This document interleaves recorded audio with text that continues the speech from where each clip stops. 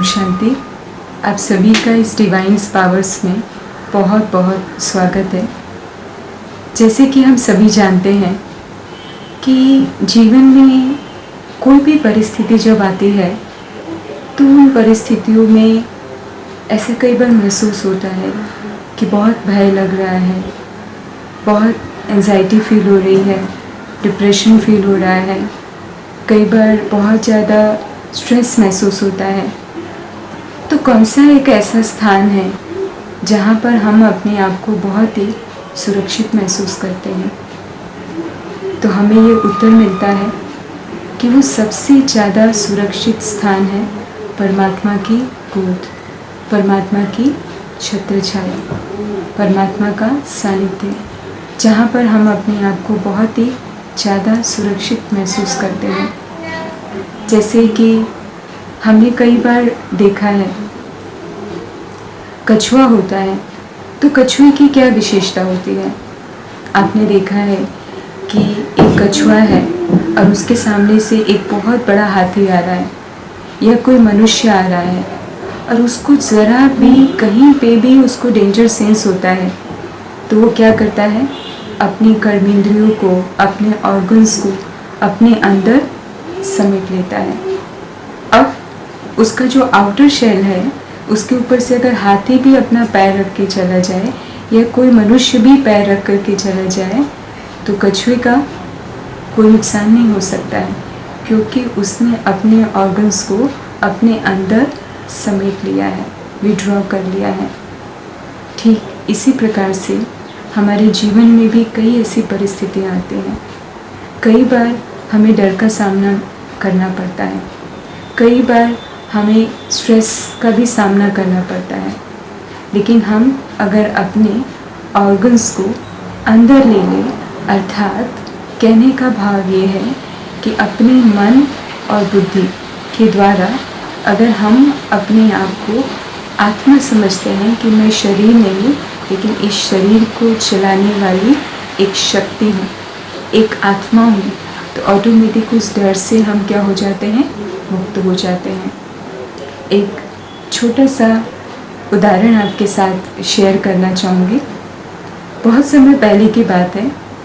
आप सभी को पता है कि ब्रह्मा कुमारीज़ का जो हेडक्वार्टर है माउंट आबू, वहाँ पर एक कॉन्फ्रेंस चल रहा था। उस कॉन्फ्रेंस के अंदर एक बहन ने अपना एक एक्सपीरियंस शेयर किया। स्टेज के ऊपर जब वो अपनी स्पीच ऑडियंस के साथ शेयर कर रहे थे तो उस स्पीच के अंदर वो शेयर किया उन्होंने कि जब भी आपको कोई डर महसूस होता है या आपको एंजाइटी फील होती है या आपको डिप्रेस फील होता है तो उसी समय सबसे सहज युक्ति है उस डर से बाहर निकलने के लिए कि आप शरीर न समझ करके अपने आप को एक आत्मा समझिए कि मैं शरीर नहीं लेकिन मैं एक आत्मा हूँ और इस शरीर को चलाने वाली एक चैतन्य शक्ति हूँ। जैसे हम अपने आप को एक चैतन्य शक्ति समझते हैं तो डर क्या हो जाता है? ख़त्म हो जाता है।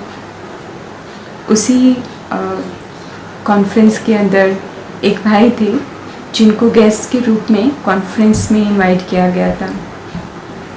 उसके बाद जैसे बहन का स्पीच पूरा हुआ, भाई को कोऑर्डिनेटर ने इनवाइट किया स्टेज पर।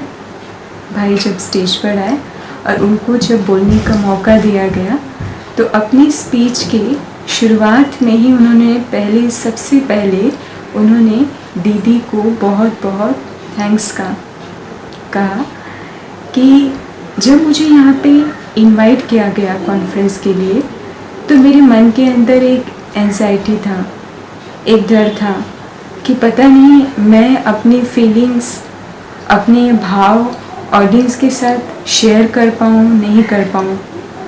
लेकिन जैसे ही मैं यहाँ पे इस हॉल के अंदर आया और दीदी की स्पीच को मैंने सुना तो स्पीच को सुनते सुनते मुझे ये महसूस हुआ कि मैं इतना डर क्यों रहा हूँ, मुझे इतनी एंजाइटी क्यों फील हो रही है। मैं ये शरीर नहीं लेकिन शरीर को चलाने वाली एक चैतन्य शक्ति आत्मा हूँ। और उसके कुछ क्षणों के बाद जो मेरा डर था वो बिल्कुल क्या हो गया? ख़त्म हो गया। मेरा कहने का भाव ये है कि जीवन में भी ऐसी बहुत सारी परिस्थितियाँ आती हैं, लेकिन उन परिस्थितियों का सामना करने की जो शक्ति है वो सोल कॉन्शियस का स्टेज, उसकी जितनी जितनी हम प्रैक्टिस करते हैं, वो प्रैक्टिस करते करते वो डर, वो भय क्या हो जाता है, ख़त्म हो जाता है। जैसे कि एक और उदाहरण आपके साथ शेयर करना चाहूँगी। आपने देखा होगा कि जो समुद्र होता है उसमें एक स्टीमर अगर चल रहा है और मान लीजिए कुछ घंटों के बाद अगर उस समुद्र के अंदर तूफ़ान आता है, तूफ़ान की लहरें आती हैं, एक लहरें आई, दूसरी लहरें आई, तीसरी लहरें आई और अचानक वो जो लहरें हैं वो तूफ़ान का स्वरूप धारण कर लेती है और वो स्टीमर की तरफ आ रही हैं। अब जो कैप्टन है, अगर उस कैप्टन को उस स्टीमर को बचाना है तो वो क्या करेगा? हाँ?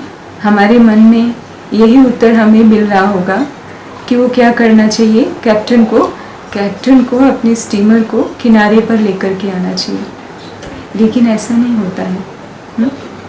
कैप्टन क्या करता है, उस स्टीमर को किनारे पर ना ले आकर के उसको समुद्र के बीचों बीच लेकर के जाता है, जिसको हम कहते हैं आई ऑफ द स्टॉर्म्स, अर्थात तूफान की आँख। वो समुद्र का ऐसा एक बीचों बीच का स्थान है जहाँ पर बिल्कुल तूफान की लहरें स्टीमर का कुछ भी बिगाड़ नहीं सकती हैं। अब अगर पैसेंजर्स इस सिचुएशंस को देखते हैं, हाँ, और अगर उनको ये पता चल जाए कि ये किनारे पर ले जाने के बजाय ये बीचों बीच क्यों लेके जा रहे हैं, तो शायद वो बहुत डर जाए और वो ये भी सोचने लगे कि ये भाई कैप्टन क्या कर रहा है, कहीं हम सभी इसमें ख़त्म ना हो जाए। लेकिन ऐसा नहीं है। कैप्टन को पता है कि वो सबसे सुरक्षित स्थान स्टीमर का समुद्र का बीचों बीच है। इसी प्रकार से हमारे शरीर में जो बीचों बीच स्थान है ना, वो है जिसको हम प्यार से कहते हैं भ्रुकुटी, है ना। भ्रुकुटी अर्थात क्या, इन दो भवों के बीच में आत्मा का रहने का स्थान है। जैसे मैं अपने आप को आत्मा समझती हूँ कि मैं शरीर नहीं, लेकिन मैं शरीर को चलाने वाली एक चैतन्य शक्ति हूँ, एक चैतन्य आत्मा हूँ। ऑटोमेटिक हम सारे प्रॉब्लम से कहाँ चले जाते हैं, बाहर चले जाते हैं। जैसे आप सभी को ये भी पता होगा कि आज के समय में दुनिया में प्रॉब्लम्स बढ़ रहे हैं, परेशानियाँ बढ़ रही हैं, तो कहीं ना कहीं हमारे मन में ऐसे विचार चलता है कि सारी जो प्रॉब्लम्स दुनिया में बढ़ रही हैं, परेशानियाँ बढ़ रही हैं, उसका कारण क्या है। तो कहीं ना कहीं हम देखेंगे कि आपस में जो रिलेशनशिप में इतनी प्रॉब्लम्स आ रहा है ना, चाहे वो पेरेंट हो, चाइल्ड हो, चाहे कोई भी प्रकार के रिश्ते हैं, उसमें इतनी प्रॉब्लम्स क्यों आ रहे हैं, उसका एक ही कारण है जिसको हम कहते हैं बॉडी कॉन्शियस। हम पूरा दिन किसी न किसी लेबल को लेकर के जी रहे हैं। हाँ, वो लेबल कुछ भी हो सकता है, वो लेबल हमारा नाम भी हो सकता है, हमारी पोस्ट, हमारी डेजिग्नेशन, हमने अपने जीवन में जो भी अक्वायर किया है, इकट्ठा किया है, कहीं ना कहीं पूरे दिन उस लेबल के साथ हम जी रहे हैं। और उस लेबल के साथ जीते जीते कहीं ना कहीं हम ये भूल गए कि मैं एक आत्मा हूँ, और हम दिन भर ये सोचते हैं कि मैं ये लेबल हूँ। और उस लेबल के साथ जैसे हम किसी के कांटेक्ट में आते हैं तो वहाँ पे क्या होता है, वहाँ पे हमारे प्रॉब्लम्स बढ़ जाते हैं। जैसे कि उदाहरण के तौर पे मान लीजिए एक डॉक्टर हैं और उनका बहुत बड़ा हॉस्पिटल है। वो एक ऐसे डॉक्टर हैं कि जो सर्जरी में बहुत ज़्यादा एक्सपर्टी है उनकी। और एक दिन ऐसा होता है, पता चलता है कि उनका जो बेटा है उसका एक छोटा सा एक्सीडेंट हो गया है। कुछ लोग मिल कर के उनके बेटे को हॉस्पिटल लेकर के आते हैं और डॉक्टर को कहते हैं कि डॉक्टर, ये आपका बेटा है, इसकी सर्जरी करनी है। लेकिन होता क्या है, वो डॉक्टर कहते हैं कि मैं अपने बेटे को ऑपरेट नहीं कर पाऊँगा, मेरे हाथ नहीं चल पाएंगे, मेरा हाथ शिविर हो रहा है, हिल रहा है। उसका क्या कारण है? ये ऐसे डॉक्टर हैं कि बड़े से बड़े ऑपरेशन कर लेते हैं, बड़ी से बड़ी सर्जरी कर लेते हैं, लेकिन उनका हाथ क्यों इतना हिल रहा है? क्योंकि कहीं न कहीं उनकी कॉन्शियसनेस में है कि मैं इस समय डॉक्टर नहीं हूँ, लेकिन मैं कौन हूँ? मैं फादर हूँ। और जो सामने है वो पेशेंट नहीं है, वो कौन है? वो मेरा बेटा है। अगर हर दिन प्रतिदिन सवेरे उठ कर के 15 से 20 मिनट अगर हम मेडिटेशन करें, जिसको हम ध्यान कहते हैं, जिसको हम मेडिटेशन कहते हैं, जिसे हम ईश्वर की याद कहते हैं, और अगर हम वो 15 से 20 मिनट उसका सवेरे अभ्यास करें। अभ्यास करना अर्थात क्या?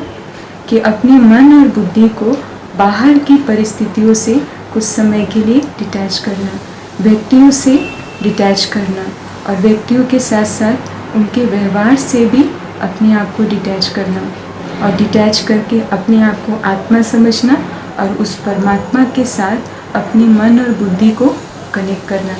जैसे हम उस परमात्मा के साथ अपने मन और बुद्धि को कनेक्ट करते हैं तो उस परमात्मा की जितनी भी शक्तियाँ हैं वो हमारे अंदर आती जाती हैं, और फिर डिटैच होना मुश्किल नहीं लगता है, लेकिन डिटैच होना धीरे धीरे धीरे धीरे क्या हो जाता है? ईजी हो जाता है। वास्तव में देखा जाए तो यही जीवन जीने का तरीका है। जैसे आपने देखा होगा कि दिन भर में हम बहुत सारे डिफरेंट रोल प्ले करते हैं। जैसे हमने एज अ मदर, है ना, किसी की मैं माँ भी हूँ, किसी की मैं डॉटर इन लॉ हूँ, कहीं ऑफिस में हम काम कर रहे हैं तो किसी के हम एम्प्लॉयज़ हैं। ऐसे दिन भर में बहुत सारे डिफरेंट रोल प्ले करते हैं। लेकिन कई बार ऐसा होता है कि उस रोल को प्ले करते करते हम रोल कॉन्शियस हो जाते हैं।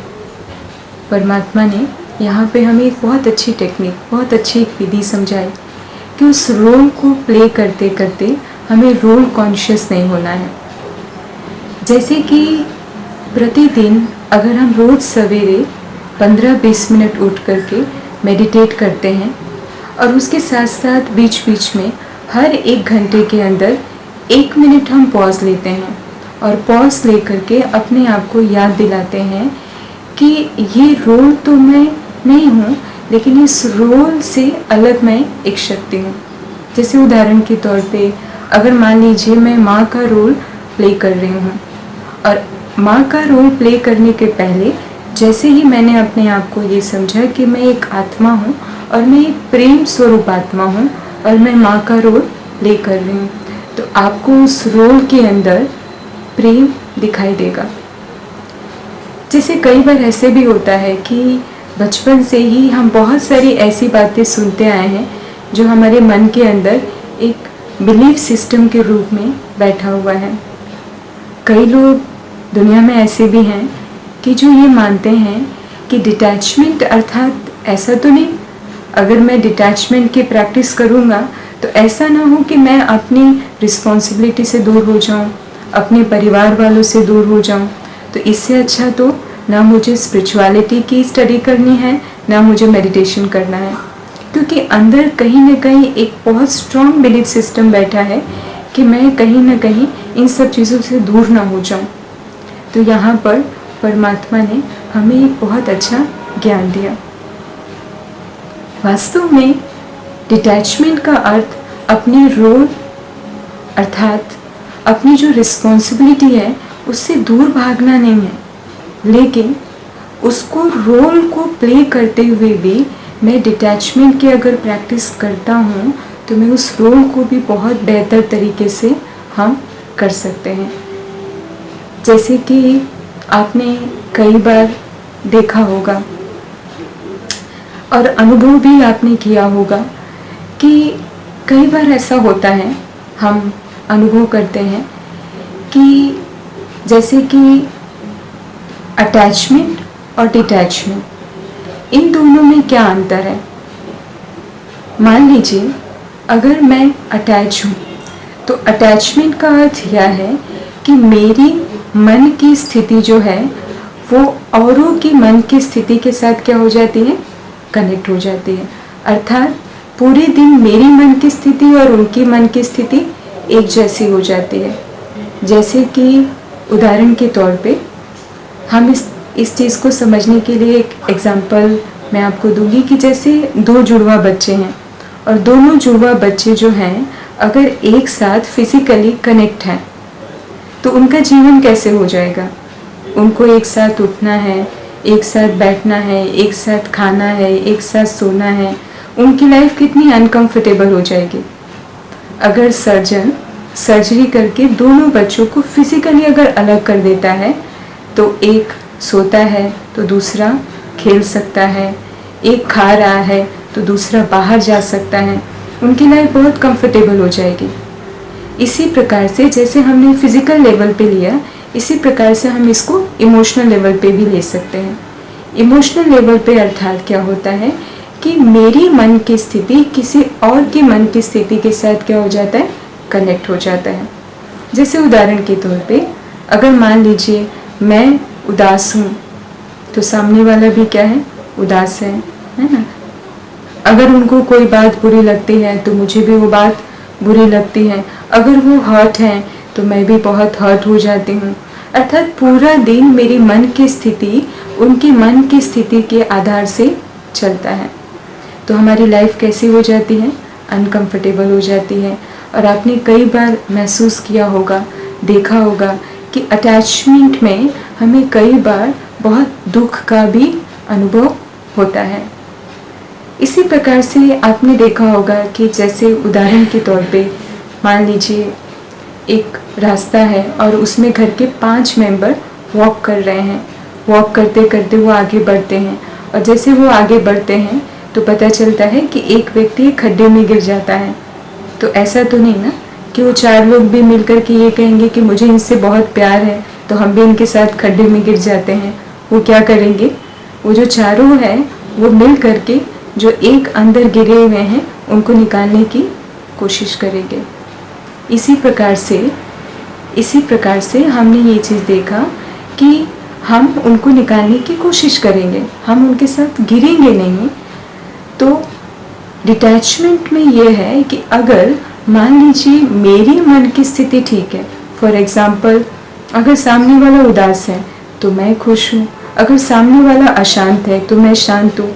तो अगर मेरा मन बहुत ही पावरफुल है, एम्पावर है, तो मैं अपनी शक्तिशाली मन से उनकी मन की स्थिति को हम क्या कर सकते हैं, ठीक कर सकते हैं। और हम उनको क्या कर सकते हैं, एम्पावर कर सकते हैं। और कई बार ऐसे भी होता है कि हमने देखा है कि अटैचमेंट में आने के कारण हम जिन रिलेशनशिप के साथ में हम जी रहे हैं तो कई बार हम उनको नेगेटिव वाइब्स भी देने लगते हैं। जैसे उदाहरण के तौर पे आपने देखा होगा कि घर में एक मदर है और वो अटैचमेंट के कारण अपने बच्चे से उसकी जो एक्सपेक्टेशन लेवल है वो बहुत हाई है। कहीं ना कहीं वो ये चाहती है कि मेरा जो बच्चा है वो मेरे अनुसार क्यों नहीं है, मेरे संस्कार, मेरे हैबिट और मेरे बच्चे की हैबिट में इतना अंतर क्यों है।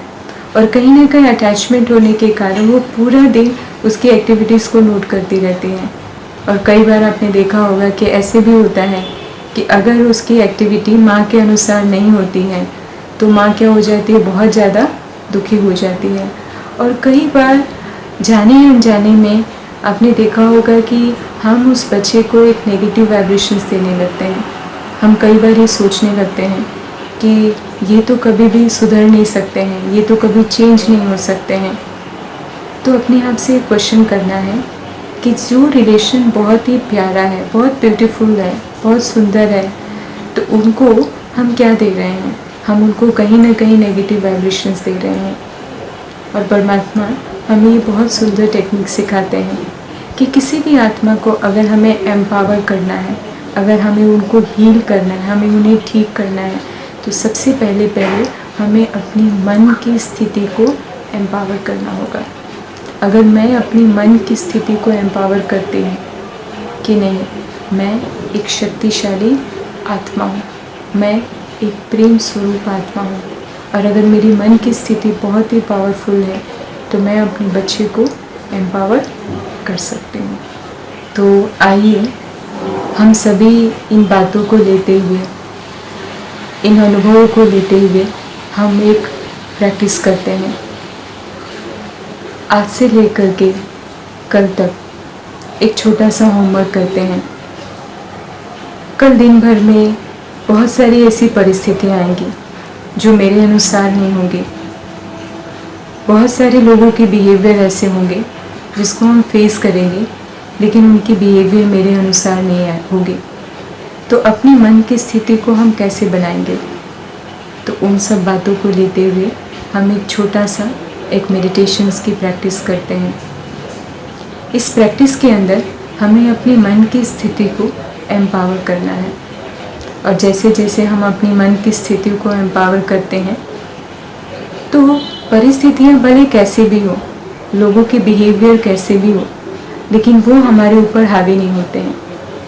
अगर मैंने अपनी मन की स्थिति को एम्पावर किया है तो जैसे जैसे हम मेडिटेशंस की प्रैक्टिस करते हैं तो मेडिटेशन की प्रैक्टिस करते करते मेरी मन की स्थिति एम्पावर होती जाती है।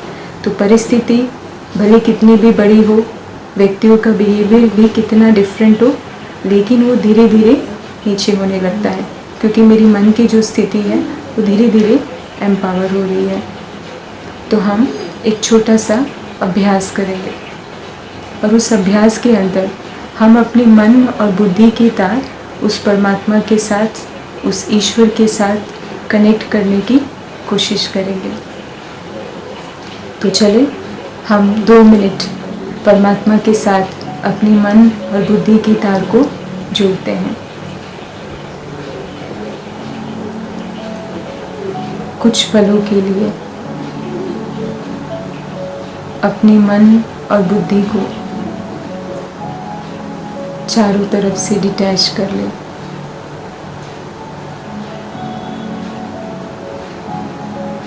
देखें अपने आप को एक पॉइंट ऑफ लाइट के रूप में। भ्रुकुटी के बीच में मैं एक चमकता हुआ सितारा हूँ, एक ज्योति बिंदु आत्मा हूँ। मैं शरीर नहीं, लेकिन इस शरीर को चलाने वाली एक शक्ति हूँ।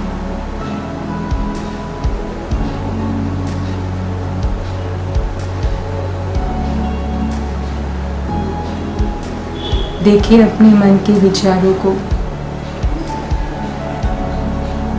अपने थॉट को चेक करें कि इस समय मेरे मन के अंदर क्या चल रहा है, कौन से थॉट आ रहे हैं।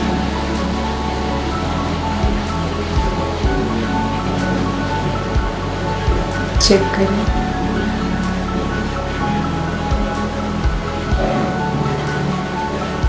जैसे मैं अपने मन के थॉट को देखती हूँ तो धीरे धीरे मेरे मन के थॉट शांत होते जाते हैं।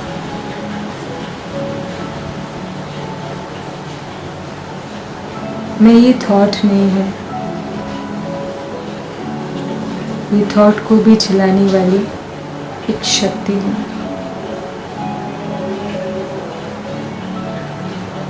मैं जैसे संकल्प करना चाहूँ वैसे मैं संकल्प कर सकती हूँ, क्योंकि मैं अपने थॉट की मालिक हूँ।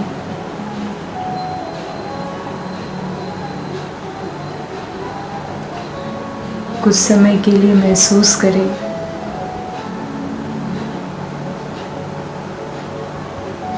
कि हम परमात्मा की सानिध्य में हैं, परमात्मा की छत्र छाया में हैं। वो ईश्वर शक्तियों का भंडार है।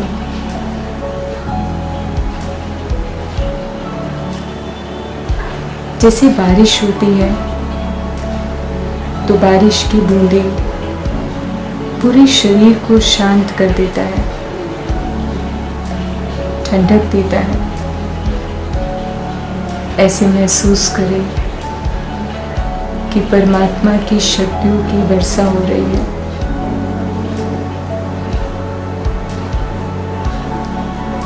जैसे जैसे वो शक्तियों की वर्षा होती है तो मेरा मन एकदम पावरफुल बनते जा रहा है, शक्तिशाली बनते जा रहा है।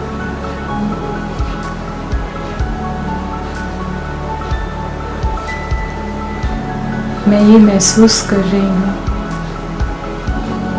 कि जैसे ही मेरा मन पावरफुल बनते जा रहा है,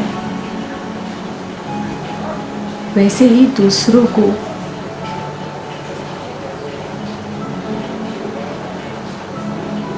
समझने की शक्ति बढ़ती जा रही है। ऐसे लग रहा है कि हर एक आत्मा को मैं एक्सेप्ट करते जा रही हूँ। उनके प्रति मेरी शुभ भावना, शुभकामना निकलती जा रही है।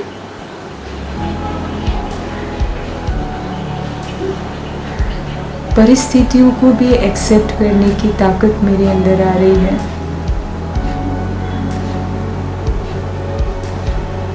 परिस्थितियां भले कैसी भी हो,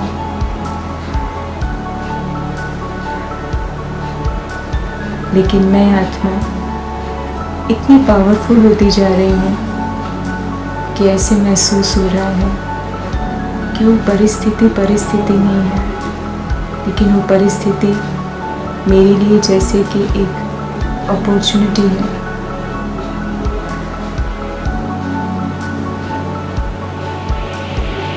मेरी इस पावरफुल वाइब्रेशन से मेरे आसपास का वातावरण भी एकदम शांत होते जा रहा है, शक्तिशाली बनते जा रहा है।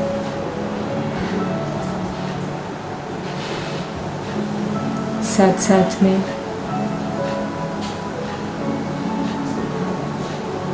विश्व का जो वातावरण है वो भी पावरफुल होते जा रहा है।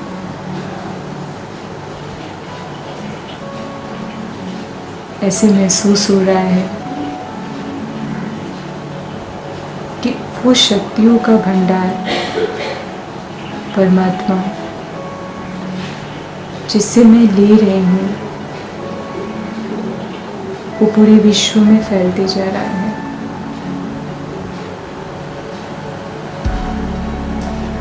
मेरी मन की स्थिति से पूरे विश्व की आत्माएं भी पावरफुल बनती जा रही हैं।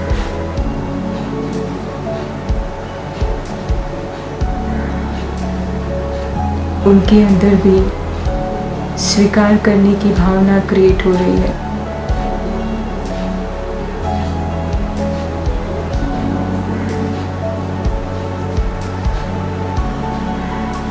मैं ये महसूस कर रही हूँ कि जितना मैं देने की भावना क्रिएट कर रही हूँ, उतना मेरा मन पहले से भी ज़्यादा शक्तिशाली हो रहा है।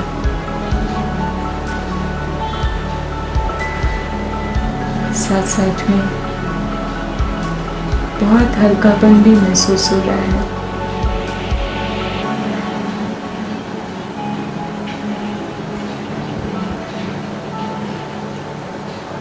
उस परमात्मा को दिल से बहुत बहुत शुक्रिया दें।